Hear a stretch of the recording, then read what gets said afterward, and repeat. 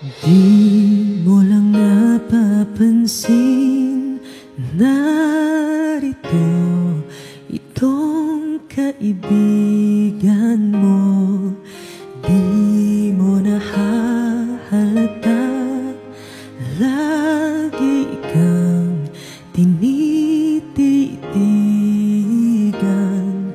Ilang taon na rin ika'y kasama sa mga pangarap. Pangarap ko sa habang buhay ay tayong dalawa.